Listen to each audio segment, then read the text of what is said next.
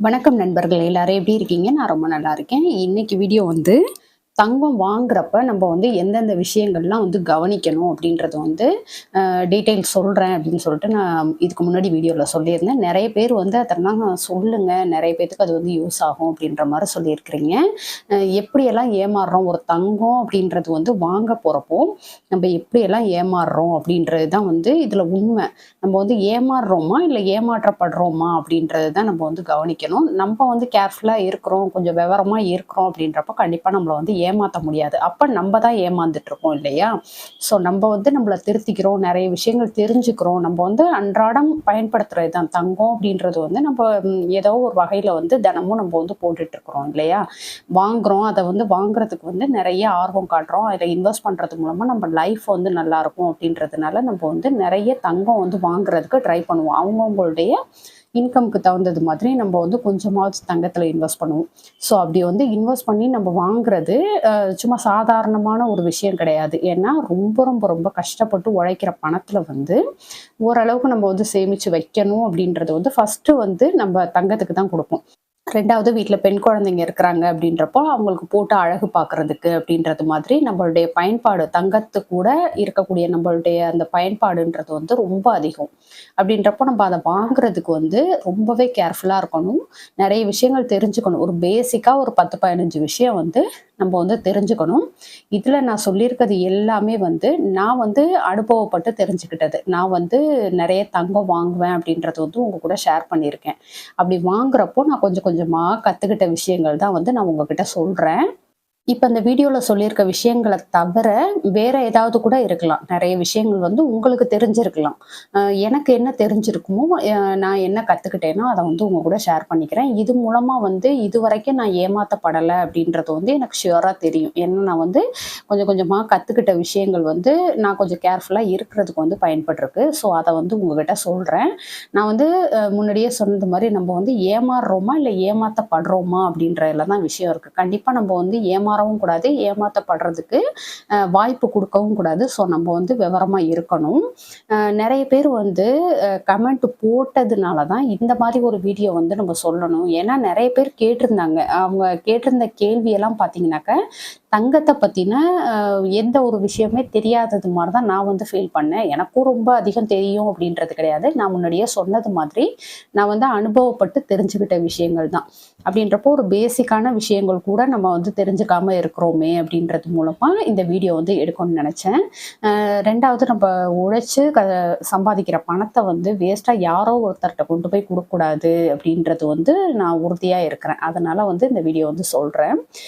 ஒருத்தவங்க இப்ப ரீசென்ட்டா ஒரு சிஸ்டர் வந்து கமெண்ட் பண்ணியிருந்தாங்க. 916 ஹால்மார்க் போட்டிருக்கு. அந்த அவங்க எடுத்த நகையில வந்து இந்த மாரி சீல் போட்டிருக்கு. அதுக்கடுத்து வந்து கடை சீல் இருக்கு. அதாவது அந்த கடையோட நேம் இருக்கும் பார்த்தீங்களா? அது வந்து இருக்கு. ஆனா, பில்லு வந்து தரமாட்டாங்க. அந்த கடையில வந்து பில்லு தரமாட்டாங்க அப்படின்ற மாரி சொல்லியிருந்தாங்க. ஏன்னு கேட்டா, அந்த ஜிஎஸ்டி வந்து உங்களுக்கு லாபமா இருக்கும் அப்படின்ற மாரி சொன்னாங்களாம். சரி ஓகே ஜிஎஸ்டி வந்து நமக்கு லாபமாறது அப்படின்னு சொல்லி பார்த்தா கூட, அவங்க வந்து அந்த 916 ஹால்மார்க்கு, அப்புறம் அந்த கடை சீல்லாம் வந்து நம்பளே உற்பத்தி பண்றோம் அப்படின்ற பட்சத்தில நம்பளே போட்டுக்க முடியும்.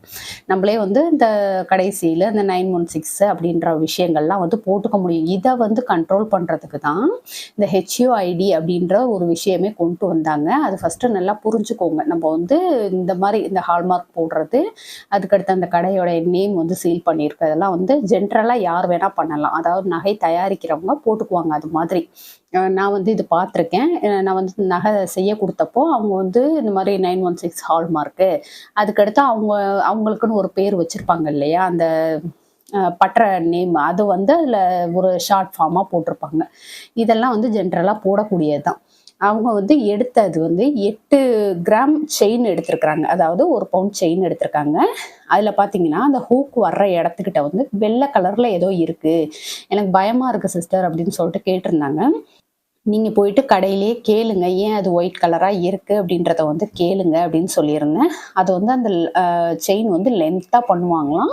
அதில வந்து ஒரு 8 கிராமுக்கு வந்து தனியா கட் பண்ணி எடுத்து அந்த இடத்துல ஹூக் பண்ணுவாங்களாம். 8 கிராமுக்கு வந்து நாங்க கட் பண்ணி எடுத்துட்டு அந்த இடத்துல ஹூக் குடுப்போம்.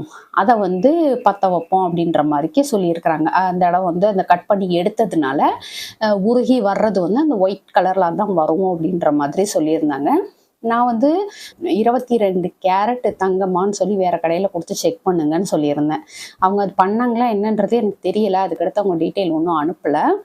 நம்ம வந்து ஒரு தங்கம் வாங்குறோம் அப்படின்றப்போ, நான் வந்து இப்ப ரீசென்ட்டா எனக்கு தெரிஞ்ச இந்த பட்டறக்காரங்கள்ட்ட வந்து கேட்டது என்னன்னா, இந்த மாரி ஒயிட் கலர்ல இருக்குன்னா, அது வந்து வெள்ளியில பத்த வச்சிருப்பாங்க அப்படின்ற மாரி சொன்னாங்க. தங்கத்து கூட வந்து அந்த வெள்ளி குடுத்து பத்த வச்சிருப்பாங்க. அந்த ஹூக் வர்ற இடம், அதாவது இந்த கப் மாரி போடுவாங்க. அந்த செயின வந்து பிடிச்சுக்கிறதுக்கு. அந்த மாரி இடத்துல பார்த்தீங்கன்னாக்கா, உள்ளுக்கு வந்து ஃபுல் அண்ட் ஃபுல் வந்து தங்கத்துக்கு பதிலா வெள்ளி கூட வச்சு இப்ப எல்லாம் பண்றாங்க. வெள்ளி வந்து வச்சு பண்றாங்க. ஆனா நம்ம வாங்குறது வந்து தங்கத்தோட எடையில வாங்குவோம் அப்படின்ற மாரிலாம் சொன்னாங்க. ஸோ இந்த மாரி விஷயங்கள்லாம் வந்து தயவு செஞ்சு தெரிஞ்சுக்கிட்டு, நமக்கு வந்து அந்த 22 கேரட் தங்கம் தானே. ஏன்னா இன்னொரு சிஸ்டர் அனுப்பியிருந்தாங்க. 18 கேரட் தங்கம் வாங்கியிருக்காங்க. ஆனா 22 கேரட் தங்கத்துக்கான அந்த அமௌண்ட் வந்து குடுத்து வாங்கியிருக்கிறாங்க. நான் கால்குலேட் பண்ணப்ப தான் எனக்கு தெரிஞ்சுது. ஸோ இந்த மாரி வந்து நம்ம நெறைய விஷயம் தெரியாம இருக்கிறதுனால நம்மள வந்து ஏமாத்துறாங்க. இப்ப நம்ம வந்து தங்கம் வாங்க போறோம் அப்படின்னா, பேசிக்கா என்னென்ன விஷயம் தெரிஞ்சிருக்கணும்னு சொல்லிட்டு ஒரு 10, 15 பாயிண்ட் எனக்கு தெரிஞ்சு நான் சொல்லியிருக்கேன். இதெல்லாம் வந்து உங்களுக்கு தெரியுமா அப்படின்றது சொல்லுங்க. இத பத்தின டீட்டெயில் வீடியோ நான் போடுறேன் அப்புறம். ஆனா அதுக்கு முன்னாடி இந்த கேள்வியெல்லாம் ஃபர்ஸ்ட் இது டீட்டெயில்ன்னு சொல்றத விட இந்த கேள்வியெல்லாம் ஃபர்ஸ்ட் நம்மள நம்மளே கேட்டுக்கோங்க. கேட்கிறப்ப தான் நமக்கு அதுக்கு ஆன்சர் தெரியுதா? அத பத்தின நாலேட்ஜ் வந்து நமக்கு இருக்கான்றது வந்து தெரியும். ஃபர்ஸ்ட் வந்து இந்த 916 ஹால்மார்க் அப்படின்னு சொல்லி தங்கத்த பத்தி சொல்றாங்களே, இது என்ன ஃபர்ஸ்ட்? இந்த நம்பர் என்ன? இந்த ஹால்மார்க்னா என்ன? அப்படின்றது வந்து நமக்கு தெரியுமா? இத பத்தின ஐடியா ஏதாவது இருக்கா? அப்படின்னு சொல்லிட்டு கண்டிப்பா செக் பண்ணி பாருங்க. அதுக்கடுத்து வந்து தங்கத்திலே வந்து நம்ம வாங்கக்கூடியது ஒரே தங்கம் தான். ஆனா அதில பார்த்தீங்கன்னாக்க 22 கேரட், 24 கேரட், 18 கேரட் அப்படின்னு சொல்லிட்டு சொல்றாங்க இல்லையா? இத பத்தி என்ன தெரியும்? நமக்கு வந்து இது என்ன? இந்த நம்பர் வந்து என்ன? 22 கேரட்னா என்ன? 24 கேரட்னா என்ன? 18 கேரட்னா என்ன? அப்படின்றது வந்து நமக்கு தெரியுமா? அப்படின்றத வந்து யோசிங்க. நம்ம இதுல வந்து எந்த தங்கத்த வாங்கிட்டு இருக்கிறோம்? அமௌண்ட் குடுத்து இதுல வந்து நம்ம எந்த தங்கத்த வாங்கிட்டு இருக்கோம்? அப்படின்றத வந்து கண்டிப்பா தெரிஞ்சுக்கோங்க. அதுக்கடுத்து தங்கத்தோடைய தரம். நம்ம வந்து சும்மா ஒரு ஜஸ்ட் அந்த தங்கத்த கையில எடுத்து பார்க்கறதுனாலயும், இல்ல வந்துட்டு அத தொட்டு பார்க்கறதுனாலயும் நமக்கு வந்து அதோடைய தரம் வந்து தெரிய போறது கிடையாது. தங்கத்தோடைய தரம் வந்து எப்படி நம்ம தெரிஞ்சுக்கணும் அப்படின்றத வந்து யோசிங்க. அதுக்கடுத்து வேஸ்டேஜ் அப்படின்றது வந்து ஒண்ணு போடுறாங்க.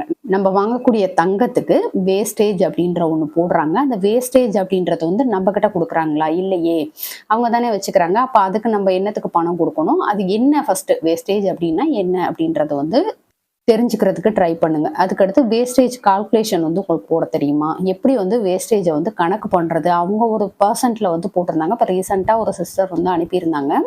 அவங்க சொன்ன அந்த நகைக்கான வேஸ்டேஜ் வந்து பெர்சன்டேஜ்ல வந்து நான் கேட்க சொன்னேன். அதுக்கு வந்து அந்த கடைக்காரங்க அவங்க சொல்லலையாம்.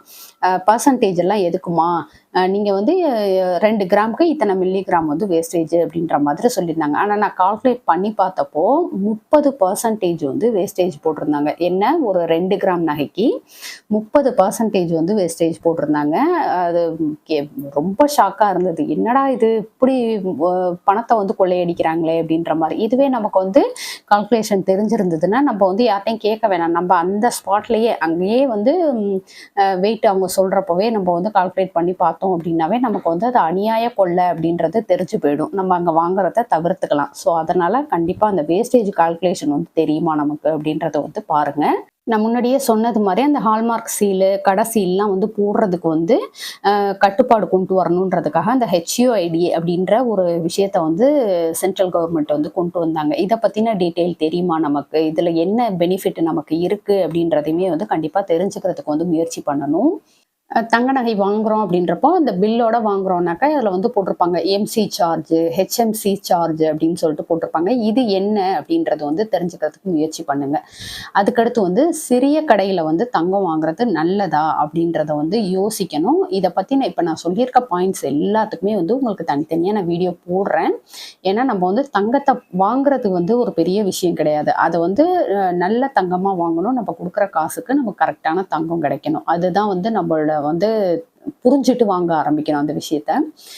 பில் இல்லாமல் தங்கம் வாங்கலாமா அப்படின்றதையுமே யோசிங்க.